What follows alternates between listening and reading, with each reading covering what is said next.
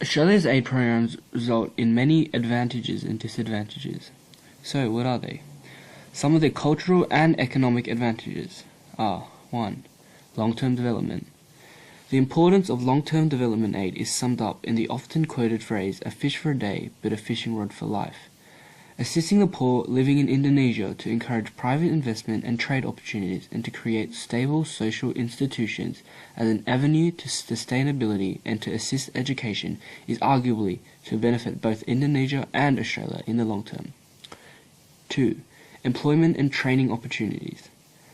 Approximately 45% of all Australian aid was used to buy Australian goods and services in the past few years. A significant amount of this came from aid to Indonesia, with significant economic flow on effects for businesses and for increased levels of employment in Australia. Thousands of full and part-time jobs have been created in government and non-government aid agencies, as well as in private consultancy firms.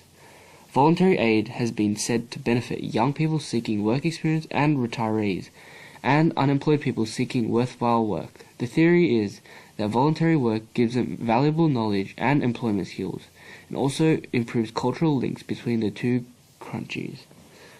3. Enlightened self-interest. Assisting in the improvement of living standards has arguably increased the consumer income and consumption demands of Indonesians for Australian imports and increased the number of jobs in Australian export industries. An ongoing demand for Australian goods and services in Indonesia is tied up in its prospects for long-term development and is therefore seen to promise strong economic advantages. 4. Regional security. Australia's security concerns are partly linked to social and economic inequalities, which are among the major causes of armed and civil conflict in the region. Other issues linked to increased cross-border movements of people and environmental impacts highlight the importance of aid that targets poverty reduction to improve security. Aid given to conflict resolution and poverty reduction is thought to result in fewer refugees fleeing Indonesia and greater regional security. 5. Culture and values. Australians are popularly understood to be champions of the underdog, believing in the fair go principle.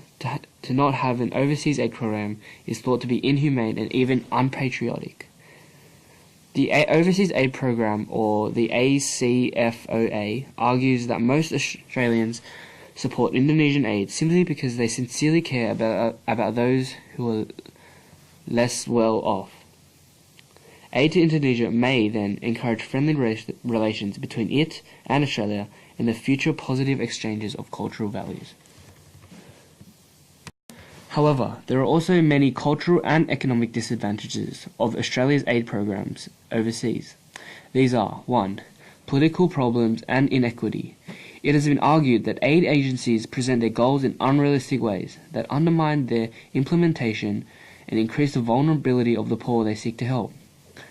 The view that social consequences are less worthy of concern than aggregate economic growth is further thought to result in equity problems.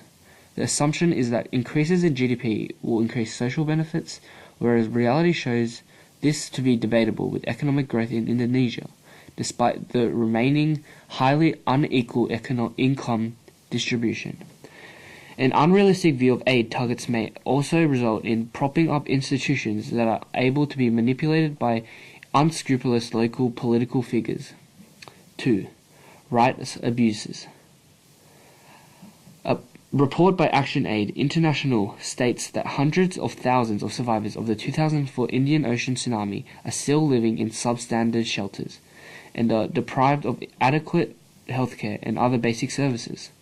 The report has linked this to discrimination in the distribution of aid sent to tsunami victims and the possible result of regional economic and security weaknesses. Weaknesses come from aid income assisted government corruption and its forced relocations of Indonesians. Land grabs as many as arbitrary arrests and sexual gender-based violence. This has highlighted the need for not just financial aid, but recognition of human rights standards. Perhaps a question to this is tide aid. Tide aid is a financial assistance given on condition that is used for scientific specific purposes. This purpose is usually mandated by the giver of aid, with the aim of preventing the waste of aid on projects that are considered unsuitable by the donor country. Therefore, there are many advantages and disadvantages of aid in the Asia-Pacific region, and especially in Indonesia. However, it is extremely arguable whether the disadvantages outweigh the advantages, or vice versa. Thank you for listening.